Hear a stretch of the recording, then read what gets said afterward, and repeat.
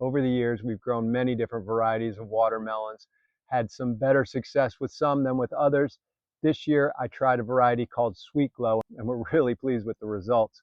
Now, Sweetglo is not going to give you your typical red, pink interior, but rather it's more of a tangerine, yellowish hue for the flesh on the inside. Really sweet watermelon, produces early, stays compact, and gives you fruits roughly around 10 pounds a piece.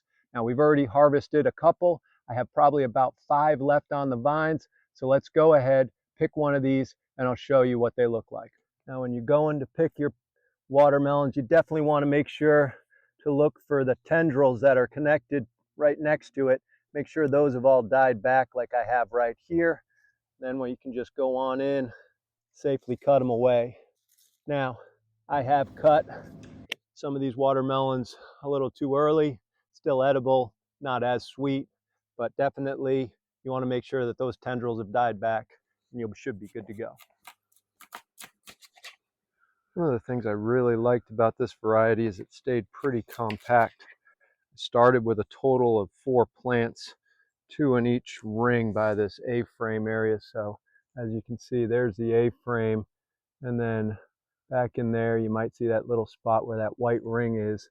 I put 2 plants there and then put another 2 plants right down in here, and there's another little A-frame. So it started going up of those frames, but then eventually, as you can see, it spread out. But it did not spread out like I've had with some other watermelon varieties. This has been a crazy summer.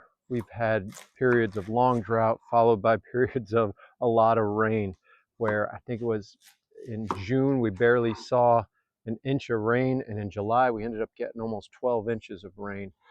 Heat has been pretty brutal here, many days in the upper 90s, and humidity. I've already harvested probably about 2, maybe 3 of these guys, and I still have here in August, looks like 1, 2, 3, and there's one way in the back hiding there, 4 of them. Oh, 5 more to pull. I just saw another one. But these come out to being somewhere anywhere from about 10 pounds to maybe 15 pounds total. They're pretty dense, but it's the perfect size to be able to just kind of cut one, eat that one. By the time we finish that, we'll be ready for the next. There's so many benefits to a backyard garden, one of which is the ability to grow uncommon varieties like these Sweetglo watermelons. Thanks so much for watching, guys. If you have any questions or suggestions, please put them down in the comments section below, and we'll see you on the next video.